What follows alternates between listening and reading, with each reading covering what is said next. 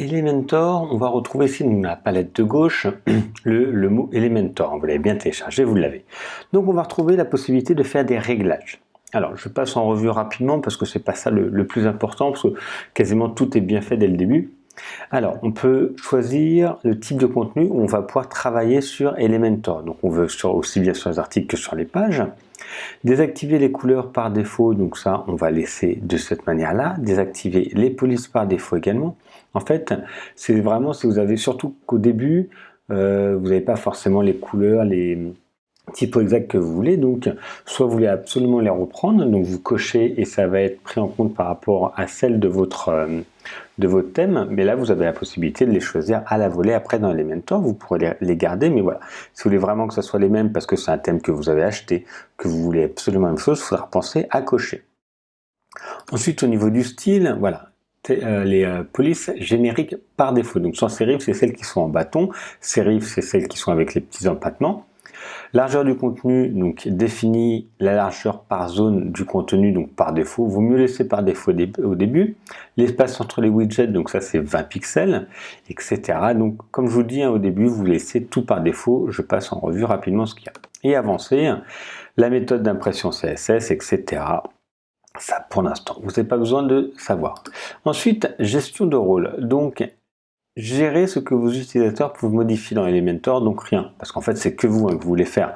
Donc après c'est si vous voulez le faire par d'autres personnes, il faudra passer à une version pro, parce que Elementor a une version pro qui est payante, qui coûte, vous pouvez aller voir sur le site, mais je crois que c'est 49 € l'année pour avoir des fonctionnalités supplémentaires. Donc tous ces éléments là, vous ne pouvez les faire que si vous êtes en version pro. Après, si c'est votre site, vous n'en avez pas besoin parce que c'est pour modifier ce site par des contributeurs, si vous êtes souscripteur, etc. Donc au niveau des outils maintenant, vous pouvez générer en fait le CSS, donc régénérer les fichiers, synchroniser la librairie, le mode uncheck désactiver, activer et le bar de déblocage.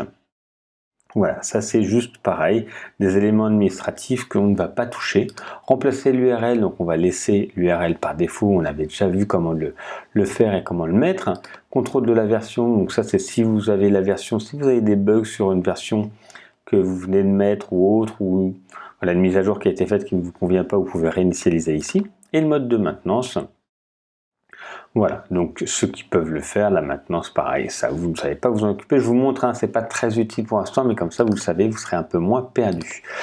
Infosystème, donc ça c'est les ressources qui sont faites pour utiliser la Elementor. Les premiers pas, donc c'est la vidéo que vous avez vue, donc ça peut être intéressant. On va voir tout étape par étape. Si vous voulez en voir plus, c'est en anglais.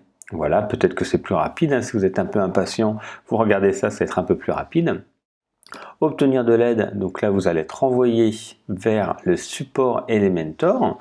Donc si vous avez des questions, vous avez également des tutos, donc tout en anglais, donc des tutos supplémentaires peut-être. La police personnalisée, là c'est quand vous êtes en version pro.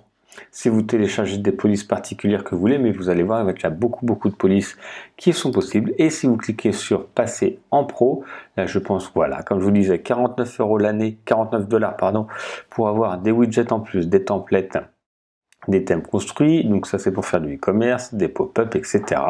Donc ça c'est la même chose suivant un ou deux sites, et là c'est la même chose si vous êtes une agence et vous avez beaucoup de sites.